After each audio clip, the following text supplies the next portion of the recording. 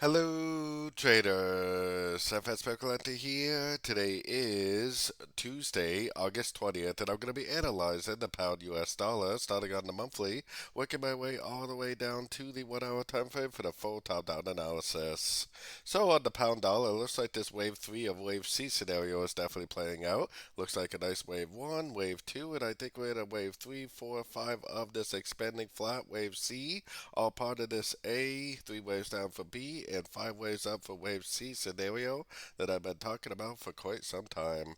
So taking it down to the weekly time frame, on the weekly time frame that makes this over here wave 1, that makes this a big expanding flat or a running flat wave 2, and then this right here is a wave 1, this is a WXY wave 2, and this should all be subdivisions of a wave 3, and it should just continue to make those higher highs and those higher lows, at least on the weekly time frame.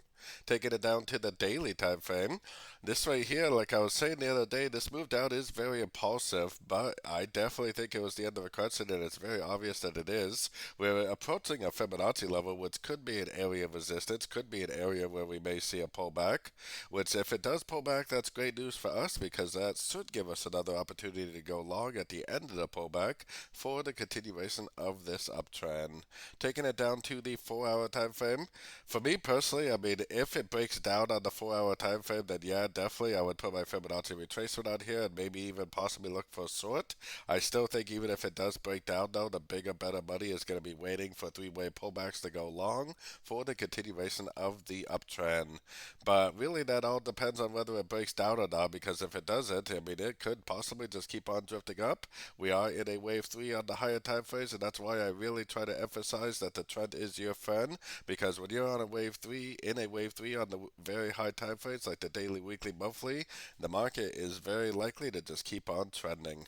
So taking it right down to the 1 hour time frame, like I said, we are approaching the 78.6 Fibonacci extension.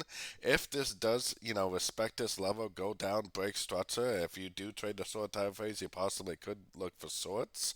If it does break down, I would instantly put my Fibonacci retracement on this last series of higher highs, higher lows, and you could look for shorts. I personally would probably wait for a long. I'd wait for it to go down, make 3 waves down to a Fibonacci retracement on this move up right here.